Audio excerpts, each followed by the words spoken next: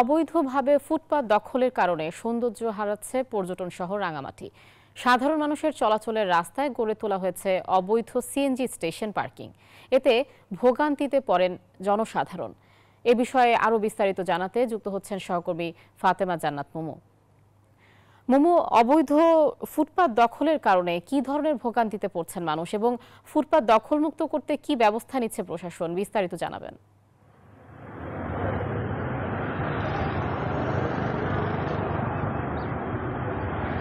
ধন্যবাদ আপনাকে। আমি আছি এখন রাঙামাটির বনরূপা শহরে। আপনি যেমনটি বলছিলেন, রাঙামাটিতে অবৈধ ফুটপাত দখলের জন্য এখনও তো কোনো কার্যকর উদ্যোগ গ্রহণ করেনি স্থানীয় প্রশাসন। আমরা দেখতে পেয়েছি শহরের বিভিন্ন জায়গায় অবৈধভাবে গড়ে তোলা হয়েছে সিএনজি স্টেশন। একই সাথে ফুটপাতে আমরা দেখতে পাচ্ছি বিভিন্ন ভাসমান দোকানেরও স্থাপনা রয়েছে, যার কারণে যারা সাধারণ পথচারী আছে তারা কিন্তু প্রতিদিনই ভোগান্তি হচ্ছে। যেহেতু এটি পর্যটন শহর, যারা দূর দূরান্ত থেকে রাঙামাটিতে বেড়াতে আসে তারাও কিন্তু বিপাকে পড়ে।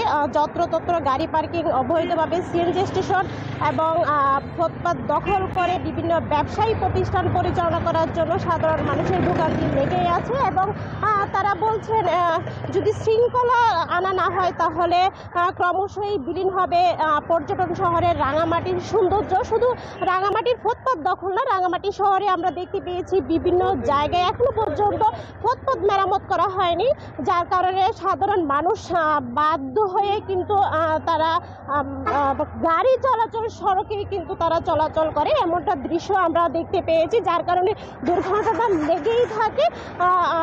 যার কারণে সাধারণ যে মানুষ আছে, নাগরিক যারা বাসিন্দা আছে তারাও কিন্তু নাগরিক সুবিধা পাচ্ছে না।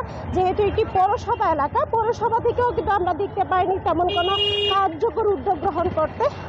রাঙামাটি এক কথায় বলা যায় একটি বিশৃঙ্খলাভাবে এই ফুটপাতগুলো পরিচালিত হচ্ছে এবং একটি সিন্ডিকেটের মাধ্যমেই তারা হচ্ছে এই ফুটপাতের যে অবৈধ ব্যবসাগুলো আছে, যারা স্থাপনা ভাসমান দোকান করে তুলেছে এবং